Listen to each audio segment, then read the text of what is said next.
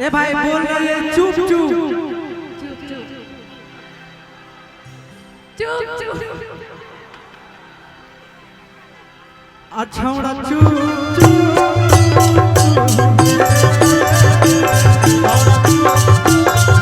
नमस्कार सब लोग को। सबसे पहले तो मेरे तरफ से प्यार भरा नमस्कार।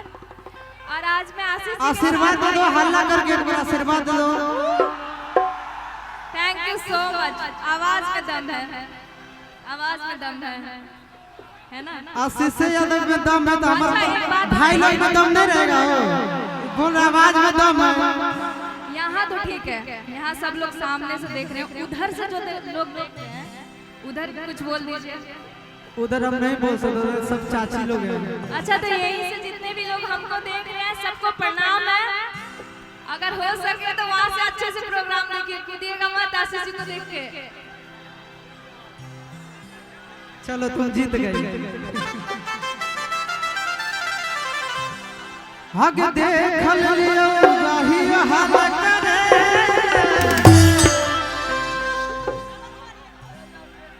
ए भैया तनी गाल हेलो अरे हग देख लियो जाही हाल करे। अच्छा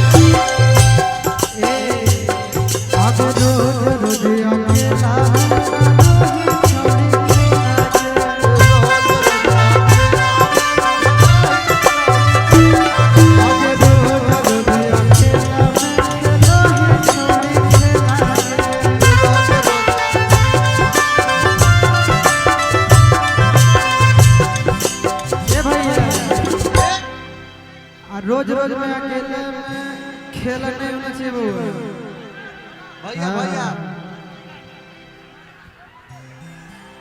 आगे बढ़ जाए भैया। हो नहीं तो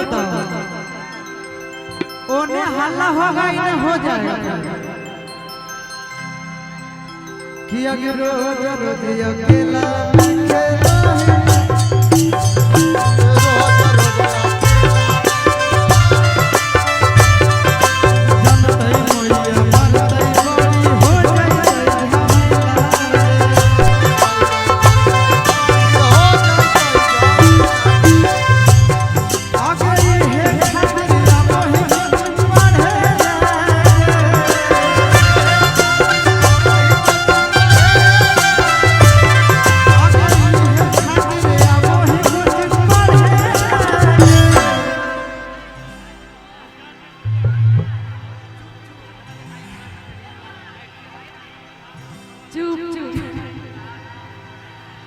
ए भाई बोल रही है चुप चुप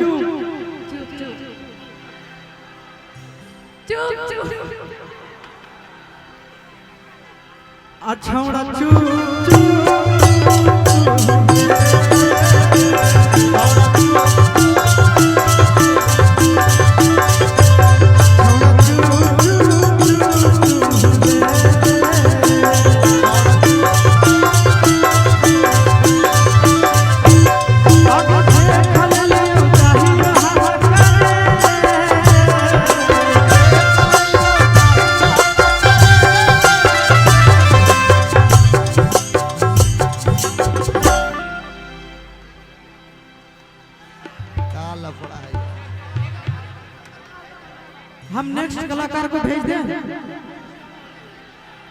तब तक वो और भी लड़की आई है, हम यही स्टेज पे ही रहेंगे।